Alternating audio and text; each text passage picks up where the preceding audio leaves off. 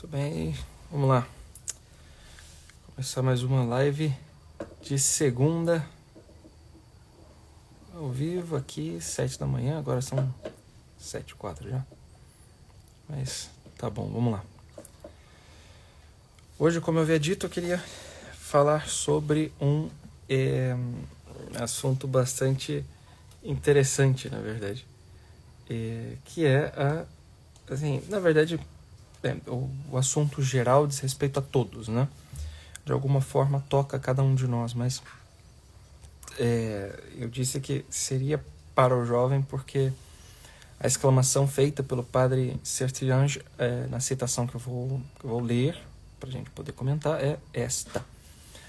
Mas antes de ir para lá, eu queria fazer algumas considerações bastante breves, assim, comentar algumas coisas que acho que serão úteis para antes de nós entrarmos ali no tema que nos é apresentado. Bem, Padre Sertilhange, autor da Vida Intelectual, está falando evidentemente da vida intelectual.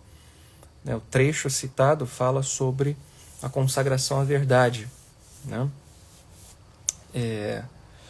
Enquanto viver e fazer e agir do modo como a verdade deseja, né?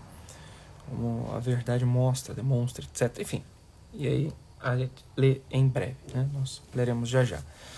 Mas antes ainda, acho que puxando como um gancho do assunto que nós estávamos tratando na live de ontem, eu queria dizer o seguinte para vocês. Olha, existe um hábito muito próprio de cada um de nós, algo que nós fazemos assim naturalmente, né? Nós fazemos isso com os outros, né? De modo bastante assim, bastante comum, na verdade, né? Corriqueiro nós agirmos desse modo como eu vou descrever para vocês aqui agora, tá?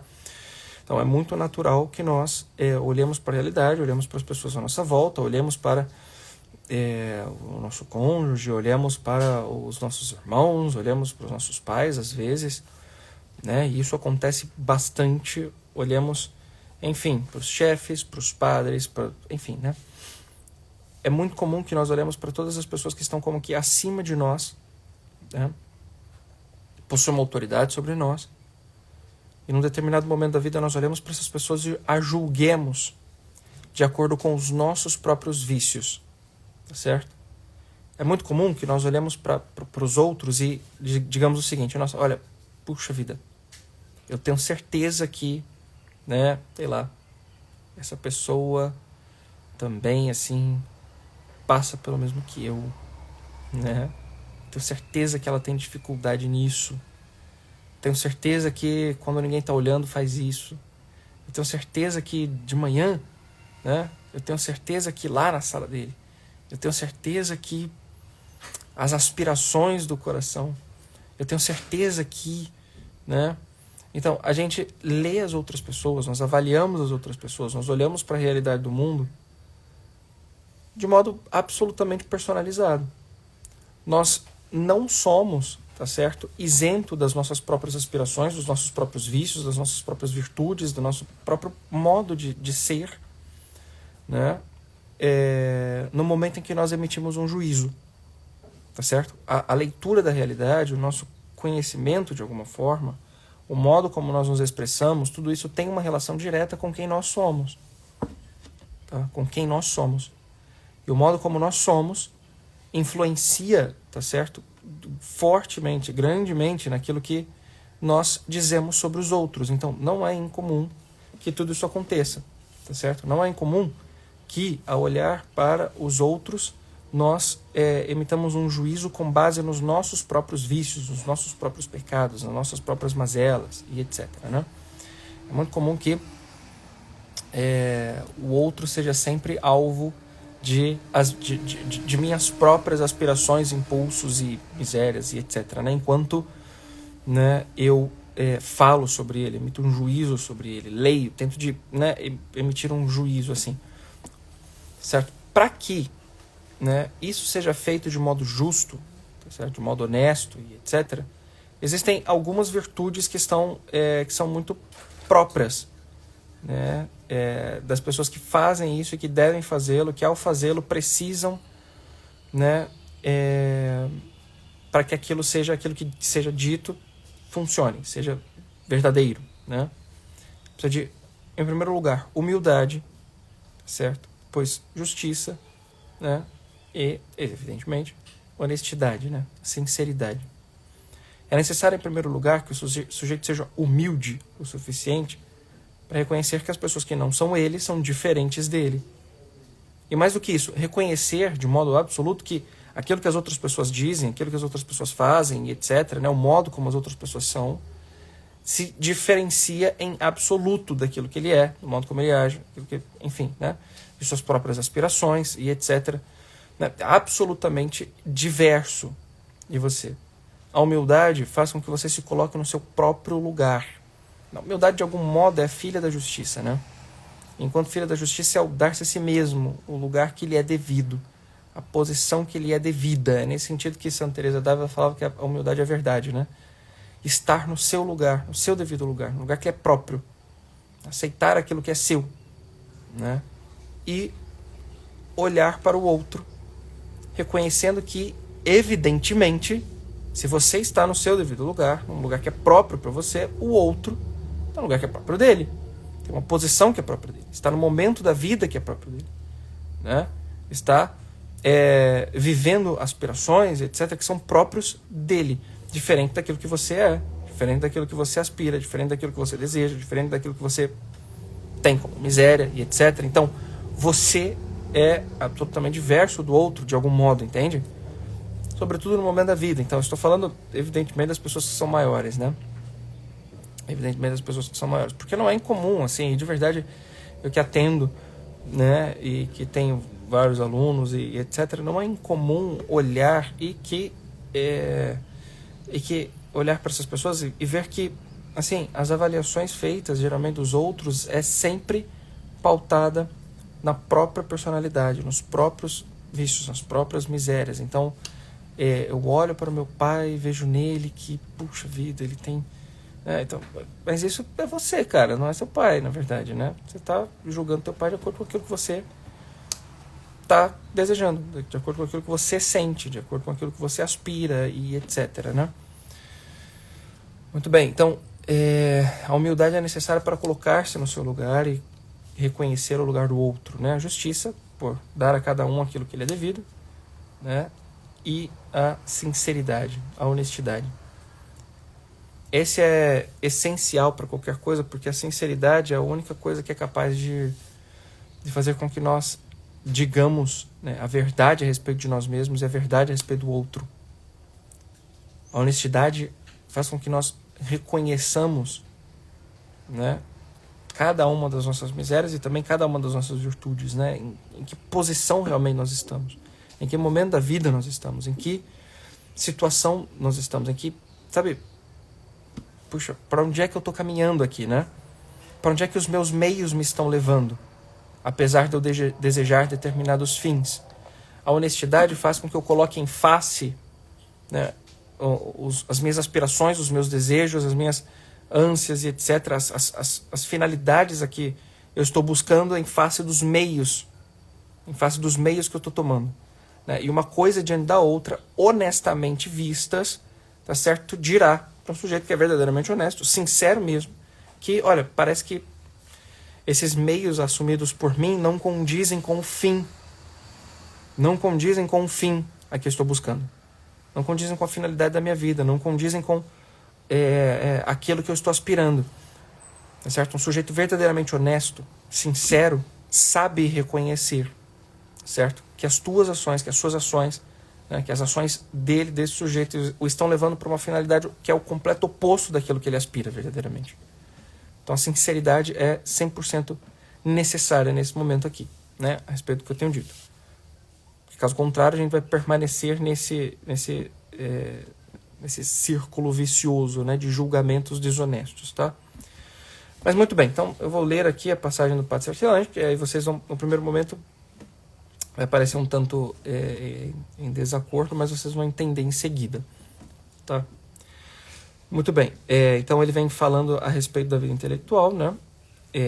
Da consagração à verdade e etc. E aí ele diz o seguinte, olha, aquele que tem a vocação intelectual, né? Você é um consagrado. Queira o que quer a verdade. consinta por ela, em mobilizar-se, em instalar-se em seus próprios domínios, em organizar-se e, por ser inexperiente, em apoiar-se na experiência dos outros. Na verdade, assim, esse conselho dado pelo Padre Sertilange, ele é assim, alguns deles eles são próprios da vida intelectual, como a consagração à verdade, o querer o que quer a verdade, o mobilizar-se para aquilo que a verdade, né, o conduz e o mobiliza e etc. Mas, veja, a última linha desse parágrafo, ela é muito própria do ser humano. Se nós dermos uma atenção aqui, né, assim, bastante simples, assim, na verdade, a gente não precisa de uma análise muito, assim, rebuscada com relação ao tema, não. Se nós olharmos para os filhos, para as crianças, se nós olharmos para os alunos e o que quer que seja, se nós olharmos para aqueles que ainda, né, dependem dos outros para aprender e que quer que seja nesse sentido, nós veremos imediatamente isso aqui sendo experimentado por esses, né? Que é o quê? O fato de que eles dependem quase que absolutamente de outro para que eles aprendam, para que eles cresçam, para que eles sejam educados, para que eles comam, para que eles durmam, para que ele... Entende ou não? Olhar para a experiência dos outros e ver o modo como os outros agem, se a gente der uma atenção às crianças, sobretudo, né? Os pequenininhos, assim. Eu tenho uma filha de 1 ano e 4 meses, né? E aí, ela, assim... De verdade, ela faz absolutamente tudo que a gente faz, assim. Basta que nós façamos. Ela em seguida faz a mesma coisa. Né? Eu pego aqui a boneca dela, sei lá, tem aqui a boneca dela, pego a boneca dela, jogo a boneca dela no sofá. Se ela vê essa situação, ela vai lá, vai pegar a boneca e vai tacar a boneca também. Entende ou não? Então, a Maria Paula outro dia pegou alguma coisa, não lembro o que era. Pegou um sapato, aí ela... jogou assim no cantinho, junto com os outros sapatos, colocou assim, algo normal, né? Tipo, pegou e jogou assim. E aí caiu no chão. Imediatamente, a minha filha, que estava com o outro pé do sapato na mão, pá, tacou no chão assim. Então, ela fez por maldade? Não, ela viu fazendo. Ela repete. É imediato, assim. Ela viu a gente fazendo qualquer coisa, ela vai lá e faz. Né? Então, as crianças funcionam desse modo. Ou seja, a nossa experiência... o modo como nós reagimos, o modo como nós fazemos determinadas coisas, reflete quase que absolutamente naquilo que será o modo como as crianças farão. Tá certo? Isso é próprio da experiência humana. Agora, isso está sendo colocado a nível muito mais elevado. É mais do que olhar para a experiência do ser humano, né? É mais do que olhar para a experiência do ser humano sob o aspecto... educação no nível mais básico, como eu devo reagir, como eu devo agir, quais são, né, de fato as ações lícitas onde eu estou e etc, né? Então é mais do que isso, é maior do que isso nesse momento, é olhar para alguém que é evidentemente maior do que você naquilo que você aspira, certo? Olhar para esse sujeito devotado à vida intelectual aqui, é disso que o Padre Sertilange está falando, né? Olhar para esse sujeito devotado à vida intelectual, olhar para ele, ver nele assim, meu Deus do céu, é aqui, por esse caminho que eu devo seguir, né? É por aqui que eu devo seguir. E trocando, né, de posição agora, né, com relação ao que o Padre Sertilange está falando, é olhar para toda e qualquer autoridade que se constitua, né, em dignidade e autoridade diante de mim. Tá certo? E ver nele uma fonte de experiência única para que eu cresça. Tá certo? Para que eu imite. E parar de emitir um juízo, tá certo, em relação a essa pessoa, como se ele fosse eu. Como se ele tivesse os mesmos problemas do que eu tenho. Né? Os mesmos problemas que eu tenho. As mesmas dificuldades que eu tenho. Mas enxergar nele alguém maior. Ser verdadeiramente honesto, justo, humilde. Me reconhecer alguém a ser imitado. A gente tem um hábito de querer imitar as pessoas que estão muito longe, assim, né? Enfim. Mas a verdade é que as pessoas que estão perto de nós, mesmo assim, que estão envolvidas nas nossas circunstâncias, elas têm muito a nos oferecer. Muito, assim. Muito. E por isso eu disse que essa live é própria para os jovens, assim, né? Mas também para todos nós. Porque, veja, a juventude tem o hábito de julgar aqueles que estão à sua volta, né? Aqueles que estão imediatamente à sua volta, para valorizar aqueles que são mais distantes, né? Aquelas figuras que se constituem autoridade, né? Meio forçadamente, né? Assim, e seguem essas personalidades, né? Agora, aqueles que estão em volta geralmente têm muito mais a nos oferecer, dizem muito mais a nós, participam diretamente da nossa formação, dizem para nós o que é bom, o que não é, e etc. E a gente os julga como se eles fossem nós. Dizendo que eles têm os mesmos vícios e etc., as mesmas dificuldades, e o que quer que seja. Mas o fato é que, né, a nossa inexperiência precisa apoiar-se na experiência deles. Né? Muito bem. Aí ele continua aqui, né, o padre Sertanejo. Ele diz assim, se a juventude soubesse, são sobretudo os jovens que precisam dessa advertência. Né? A ciência é um conhecimento pelas causas, mas na prática, quanto à sua produção, ela é uma criação pelas causas. Temos que conhecer e adotar as causas do saber, e então realizá-las, e não adiar o cuidado com os fundamentos para o momento de assentar o telhado. Em outras palavras, é o que eu disse, assim, os meios assumidos precisam corresponder com a finalidade buscada. Tá certo? A gente precisa de verdade ser muito coerente com aquilo que nós estamos fazendo, com o que nós estamos buscando. Tá certo? Esse é o ponto aqui. Veja, olhar para onde eu quero chegar, ter objetivos claros. Então, veja, dentro do meu matrimônio, por exemplo, né, olhar para o cônjuge, olhar para os filhos, olhar para tudo que diz respeito a essa parte da vida, né, ter muito claro onde é que nós queremos chegar aqui, ter muito claro quais são os objetivos, melhorar o serviço, melhorar a relação, melhorar o modo como nós lidamos um com o outro, olhar para a forma como nós reagimos um ao outro, melhorar aqui, né, o cuidado e etc. Enfim, a agenda, e seja lá o que for, coisas práticas que sejam, né, mas de alguma forma amar mais. Né? Olhar para os filhos e educá-los do modo como eles devem ser educados, né? Formá-los de verdade, levá-los ao conhecimento da verdade, à prática do bem, né? A aquisição de virtudes, enfim, né? Aos meus alunos, o que quer que seja, entende ou não? O que quer que seja. Olhar para tudo isso aonde eu quero chegar e julgar os meios. Olha, o caminho que eu estou trilhando corresponde com isso aí ou não? Ou parece que eu preciso, né, mudar aqui a minha rota, entende ou não? Mudar aqui a rota. Passar a ir por outro caminho, para outro lugar, ir, né, caminhando para um outro fim que não este aí que eu né, estou neste momento seguindo.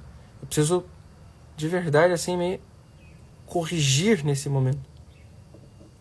E se eu não sei para onde ir, o que provavelmente vai acontecer, tipo, puxa, eu tenho essas aspirações, mas eu não sei como chegar lá. Para quem que eu vou olhar? Para quem sabe. Para alguém que tem experiência. Vou buscar ali conselhos de casais, eu vou buscar um diretor espiritual, eu vou buscar, né, um professor, eu vou buscar, enfim, uma pessoa que eu conheço virtuosa, eu vou buscar um santo, eu vou buscar, entende ou não? Na literatura. Eu vou buscar alguém para imitar.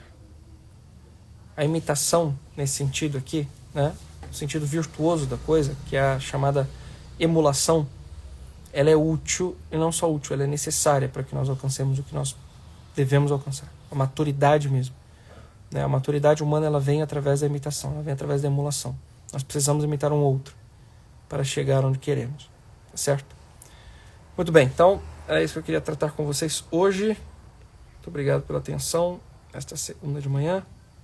Deus abençoe. Fiquem com Deus. Um abração. A gente se vê na próxima. Tchau, tchau. Até mais.